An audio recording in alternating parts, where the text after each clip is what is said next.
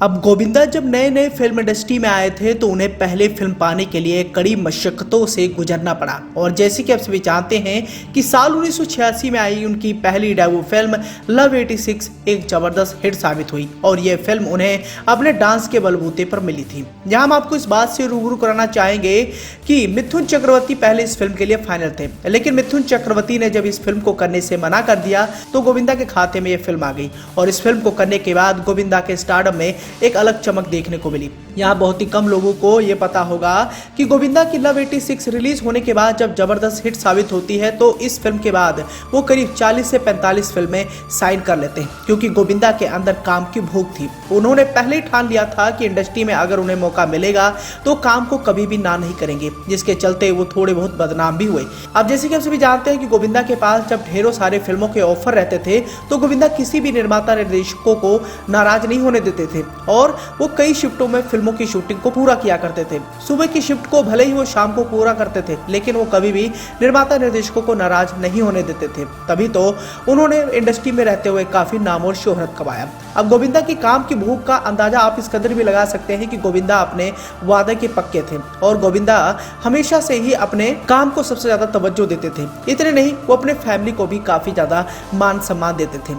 अब अपनी पहली फिल्म को करने के बाद गोविंदा, जैसे कि आप सभी जानते हैं कि आने वाले समय में तमाम बड़ी फिल्मों का हिस्सा बने और गोविंदा एकमात्र ऐसे अभिनेता उस दौरान बन गए थे जिनके पास कई सारी फिल्मों के ऑफर थे।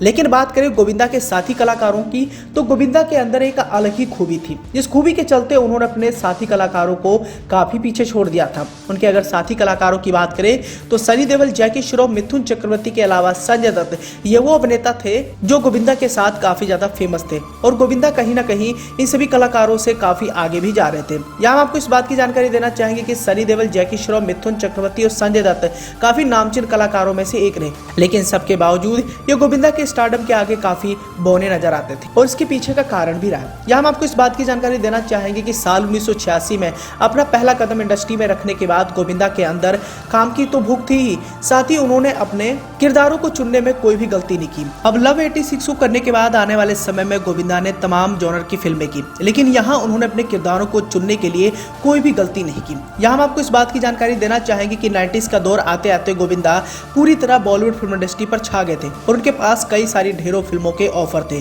जिनमें ज्यादातर उनकी एक्शन से लवरेज फिल्में थीं। यहाँ उन्हें एक दिक्कत का सामना भी करना पड़ा। बताया जाता है कि दिलीप साहब के साथ वो एक बड़ी एक्शन फिल्म कर रहे थे, तभी उन्हें बहुत ज्यादा थकावट होने लगी। तब दिलीप साहब ने गोविंदा को समझाते हुए कहा था कि तुम एक्शन फिल्मों के लिए नहीं बने हो, तुम कॉमेडी में अपना हाथ आजमाओ। और गोविंदा ने इस दौरान करीब 20 से 25 फिल्में जो पहले से साइन की थी उनको साइनिंग अमाउंट के साथ वापस कर दिया और बाद में गोविंदा ने कॉमेडी से लवरेज फिल्मों को करना शुरू कर दिया।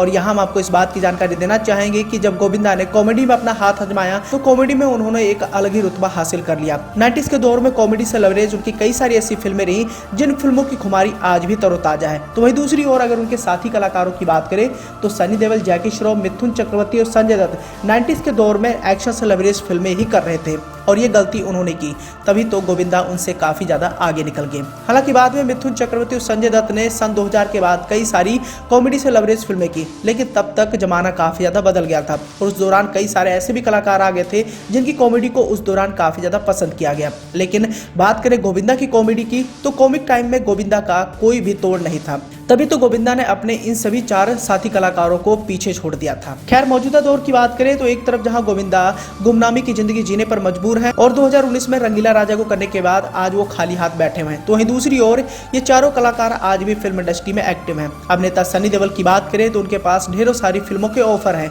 और फिलहाल वो अपनी फिल्म गदर 2 को लेकर काफी ज्यादा चर्चाओं में है। इसके साथ ही जैकी श्रॉफ भी तमाम बड़ी फिल्मों का हिस्सा बन रहे हैं। तो वहीं दूसरी ओर मिथुन चक्रवर्ती की अभी हालिया में release film the Kashmir files ने अपने सफलता के झंडे गाड़े। इसके साथ ही संजय दत्त की बात करें तो KGF चैप्टर 2 में बतौर विलन इन्होंने अपने खलनायकी का दमखम दिखाया। हालांकि मजे की बात तो ये रही कि सनी देओल, जैकी श्रॉफ, मिथुन चक्रवर्ती और संजय दत्त एक साथ एक बड़ी फिल्म का हिस्सा भी बनने वाले हैं और ये अहमद खान का एक बड़ा प्रोजेक्ट होने वाला है।